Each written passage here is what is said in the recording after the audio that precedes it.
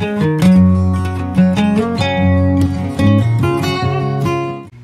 everybody! Today is Friday, the 12th. Valentine's Day weekend is coming soon, so I am wearing this adorable Star Wars Valentine candy heart sweatshirt, and I'm nervous for today's video. I want to post this because I want to help anybody who has struggled with their skin, but it's always scary to kind of share your skin problems and troubles with the world or whoever may watch this video. But I had some really dark, really hard days because of my skin, and if I would have had this type of video to watch when I was struggling, it really would have helped me. So that's why I'm making this video. I hope I can help at least a handful of people who struggle with perioral dermatitis. If you don't know what perioral dermatitis is, it's a skin condition that is caused by so many different things, but it's just called perioral dermatitis because it stays mainly around your mouth area and your nose area, so like this area, and sometimes will spread to your eyes as well in really severe or irritated cases. And I did actually have it get to my eyes at my worst, so it was fun. But basically, perioral dermatitis is caused by anything. It's around your mouth, and it's really painful and embarrassing and really confusing because if you're like me, when you first start to see signs of these bumps around this area, you just think that you have acne. I was in my senior year of high school, and that's like one of the worst times for something like this to happen because you're always worried that someone's gonna say something or see you, or there's talk behind your back. I mean, we all know high school is vicious, and if you're a high schooler right now dealing with this, I feel for you. You can fix this, and I'm going to tell you my story with it. I was a senior in high school. I started noticing bumps around my mouth, and I just thought that I had acne, and I was treating it like so, and it was never getting better. But I was like, these pimples are so weird. They don't like pop, they don't get bigger, they don't change, they itch, they burn, and they're peeling. And so I finally talked to my mom about it, and she set me up with my dermatologist, and from there I had my first dermatologist appointment, and she basically told me that I had a skin condition that would probably need some serious medicine. So I got on Doxycycline, which is basically an antibiotic. You may have even taken Doxycycline before if you had strep throat or any other condition that required you to take an antibiotic. I have taken Doxycycline for other reasons, but I was prescribed to take Doxycycline for 6 months, which is a very, very long time to be on an antibiotic. And I was also prescribed a cream called Spectrogel, I believe. I applied that on topically, and I also took these pills in the morning and at night, a super high strength. And the pills did start to make my rash go away, but they didn't come without their consequences. I would throw up or get very nauseous or sick if I took the pills on an empty stomach or if I hadn't drank enough water, so there was a learning curve with the pills. But I will tell you, my rash did disappear from my face, but only if I was continuing to take the pills. So the 6-month time ran out, and I thought I was good to go, and within a couple of weeks my rash was back. So I was back at the dermatologist, and she seemed a little hesitant, but just continued to prescribe me that prescription. And this was a vigorous cycle that continued for me through college. All the way through my first year out of college, I was on extremely high doses of Doxycycline, and I don't even want to know how that destroyed my gut or what that did to my gut. I decided once I was out of college and had just like a second to think about myself, and I was like, I need to figure something else out. So I went on Amazon and just searched for like face rash creams, and there was one that said it was completely natural, and I ordered it, and that worked. But the issue was that it was a Chinese medicine that claimed to be natural, but that didn't mean that it was not a steroid. And if you Google really quick on Google Images steroid withdrawal in your skin, you will see some horrendous skin reactions, and that's what happened to me. I will show you the pictures of my rash at its absolute worst because this cream made it come back with a vengeance, and it was really, really terrible. So I joined a Facebook page for Perioral Dermatitis, and I saw all kinds of suggestions, and it is a good place to start if you are struggling with this and just want to see what maybe some other people look like. People share pictures of their rash, they'll share their stories, they'll share what has worked, what hasn't worked, and it's nice, but it's very overwhelming, and it doesn't mean that what worked for them will work for you. And I think a lot of the things that some of the people recommend in those pages isn't a long-term solution either, so take everything with a grain of salt, but it was a good place for me to start. And I decided I would try a handful of different methods that were natural. I tried using black African soap. I think it's black African clay soap or black African soap. That seemed to work for some people. It did not work for me. Some people tried yogurt masks, which I tried, and those did not help at all. It made my skin really dry. That did not help me. I tried apple cider vinegar, which did help at first, but after a while, not good. Do not recommend putting something that harsh directly onto your skin.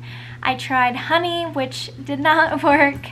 I tried tea bags, which did not work. I tried changing my diet, which as a vegetarian was already very hard to do. I tried to go without gluten. Didn't help me, just made me angry and sad because I love carbs. And I tried eliminating like tomatoes from my diet, which if you saw what I eat daily now, you would know that tomatoes are like one of my favorite foods. Like, I tried that crazy route. I tried to drink kombucha. I tried probiotics. I tried a multivitamin. Those are the lifestyle changes that I attempted. My rash hit its absolute peak worst ever in December of 2019, and I was living in a state far away from family and friends, and we were about to be visiting home for Christmas, and I just wanted my skin to look good. So I decided that I would go back on my Doxycycline, and I was prescribed it super fast. They said, yep, that's a rash that needs Doxycycline, and that did get my rash to go away in about 3 weeks. It was okay enough for me to sort of cover with makeup for Christmas, and then by like the first week of January, my rash was gone, but I knew that wasn't going to be my long-term solution. So my first step was to get my blood tested. Some people had said that they were just deficient in a couple of nutrients, and solving that problem made the rash go away. Well, I got my blood tested, and I was good, completely 100%, nothing looked strange to them, and so that wasn't the issue. And I was kind of bummed because I wanted that to be the issue. You want to find what the issue is so that you can fix your face, but that wasn't it. Then I decided I would get allergy tested, which I really had to fight for. My primary care doctor did not think that I needed to get allergy tested and wanted me to come in so that she or he could look at my face and see if they thought I was having an allergic reaction. And at that point I had taken my Doxycycline and I didn't look like I had a rash on my face. And I said, I can show you pictures, but if I came in right now you would see a healthy looking face, but I guarantee you it's not. I really need to go get allergy tested. So that was a fight. It honestly was more dramatic than I just made it sound, which was ridiculous. I knew what I needed and my doctor wasn't listening to me. And that's on military doctors. But anyway, I finally got allergy tested and my allergist was amazing. I got pricked on my back like 13 times for different types of foods. I only got tested for the foods that I eat all the time, and none of those gave a reaction. So dead end with what I was eating, which was good news because a vegetarian doesn't need more limitations in their diet. But then he said, well, let's test you for like topical contact allergies, which was a big patch on my back of like 20 plus different allergens that are common, and I had to keep it taped onto my back for an entire week. And I came back multiple times so that they could check it. And I came back the first time and I was like, I think I'm having a reaction. I'm itchy. I peeked and I think it looks red, and yes, I did have an allergy. And my first allergy of 2 was an allergy to Propolis, which is beeswax. And I was thinking immediately I was using a Propolis like deep sleep mask on my face, and anything Burt's Bees, which I had always been obsessed with, was off the table. So I thought that was it. I thought that was probably what was causing my allergy. And he said, okay, but we're still gonna keep your thing on your back for another couple of days because some allergies take up to a week to show up. And lo and behold, I was shopping at Nordstrom trying on a shirt that had like a really low like square back, and I was looking at it in the mirror from behind, and yeah, I noticed that I was reacting still. So I went back to the doctor and they found out that I was also allergic to fragrance, which is in everything. Which I was like, okay, those 2 things put together are probably causing my rash. And my doctor was quick to tell me, you know, that might not be it, so we'll come back and do more testing if that's not it, which was so great to hear. Somebody was like taking me seriously and cared about my rash for once and didn't just want to throw an antibiotic at me. But I went home and looked at all of my products, and basically everything that I owned I could no longer use. And that was a really tough pill to swallow, but more than anything, I was just really excited to give it a try, to give a life without fragrance and Propolis a try, and to see if for one time since high school, I was now 24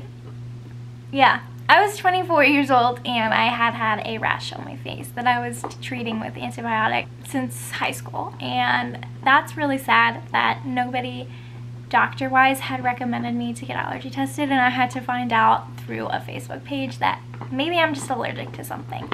So yeah, I eliminated fragrance from my household, and then I quickly realized that that was going to extend past the things that I was putting on my face.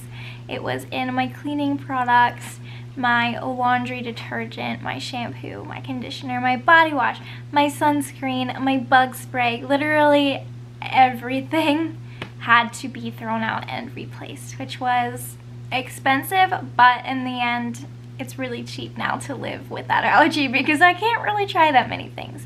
But needless to say, I'm just telling you that you need to advocate for your health. If something is off, you know, go get allergy tested. It really could be the solution to your problem. And I think it's important to know what you're allergic to, and you have every right to know what you're allergic to, whether you have a reason to tell your doctor, like me, that you're having a rash, or just because you're curious. You have a right to know, because it makes me sad that people out there are like me. I see them all over the Facebook page that I'm in, struggling with their skin, not knowing what to do, feeling lost, feeling anxious, staying home from work, not wanting to go to school. And that was me. I stayed home from work in the peak of it. I worked from home because I was just embarrassed. I didn't want anyone to see me. I shed so many tears out of my frustration and embarrassment and just feeling hopeless. And that was a really dark period for me, and it's something I don't even like to think about. That's why I was scared to make this video, because I don't want to think about it or talk about it anymore now that that's past. But, you know, I want to help anybody who's struggling, because I really know, I deeply know how terrible this condition can be, especially when you don't know what's causing it. There are so many things that I've learned in this process about reading ingredient labels, and I will share some of those things with you. I don't want to make this video too long, but I will just tell you it is this website. I'll put it right here for you to read. Go visit that website. You can copy and paste ingredient labels that you find on the internet. You can look up specific ingredients. It rates the product and rates the ingredients. Some things I don't even know are fragrance until I see that it has this different name that this product is using to try and disguise it and try and claiming to be natural or good for you, and it's just not. It's really sad how deceiving labels and companies and marketing and packaging can be. I will share my skincare necessities with you that are safe, that do not have fragrance, that do not have beeswax in them for you, and if you're interested, I can create another video sharing everything that I use, from household products to like shower products. Anything that I use that you want recommendations for, I will make a video for. I'll also try to include some additional things in the description box on this video. But let me just show you what I use for skincare, because that was where the rash was. That was the most important thing for me to change. And if you're having this issue, I hope that these products can help you. So I have them all right here. The first thing that I use to remove my makeup is this Micellar cleansing water. This is the one that you have to use if you are allergic to fragrance. Garnier has a lot of micellar waters, but some of them do have fragrance, essential oils, irritating components. This one does not. The next thing that I want to show you are the face washes that I use. This Spectrogel I will recommend forever, and the only reason I'm not using this now is because it's a Canadian product that was sold on Amazon for about $12 with free shipping, and now I cannot find the blemish prone skin one, and it's been that way for about 2 months. So I do keep checking to see if it goes back to normal, but for now I had to find something to replace this. That was really hard and difficult because I loved this, and I had to do a ton of research, and what I replaced it with was this from Heimish, and it's called All Clean, and this one foams, which I like, and it's a more beautiful bottle, which I also appreciate and enjoy about it, because not a lot of fragrance-free products are beautiful like this. They look kind of plain and simple, but can't ask for much more, and it's just a face wash.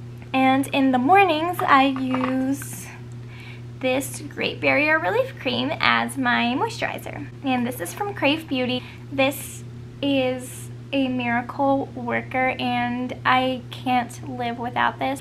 I am completely dependent on this product. I am not gonna lie. Just trust me on this one. Give it a try and you won't regret it. And all I use after that in the mornings is sunscreen, which is also extremely important to use to protect your skin. Regardless of your skin condition, you need to protect yourself from the sun. It makes your skin look dewy and beautiful, and I recommend this to literally everybody as well. I can't be without this either. I can't even find another sunscreen that I can use anyway, so Krave Beauty is a godsend for me. Nighttime is a little bit different. I use a hyaluronic acid serum because I have dry skin, so I need all that extra moisture that I can get, and I use this one from The Ordinary. This is my 3rd bottle, and I don't know if you can tell, but it's basically empty. And I follow up with this moisturizer, which is a godsend as well. It's pricey. I think it's the priciest thing out of everything that I use, but I recommend it. It's not going to irritate a single soul. I can guarantee you will not be irritated by this. It's called Tolerance Extreme for a reason. It's really thick, so I use it at night, not during the day, and it really helps my dry skin, especially in the colder months. This is necessary for me. That is everything I wanted to say in this video, but if you want any more information about what I use, because there's a lot of things that you're gonna have to change in your daily life if you have these allergies, let me know. I will make another video. That's my story with perioral dermatitis, and I am so happy to have found my culprit and the cause, because to cure it you have to find the culprit, and I'm blessed and lucky that I did. I hope this helps. I will be back next week. Let me know if there's anything else that I can explain about my perioral dermatitis and my allergies to fragrance or beeswax. Thank you so much for giving my channel a chance watching this video, and I hope you have a beautiful Valentine's Day weekend with a loved one, and I'll see you next time. Bye.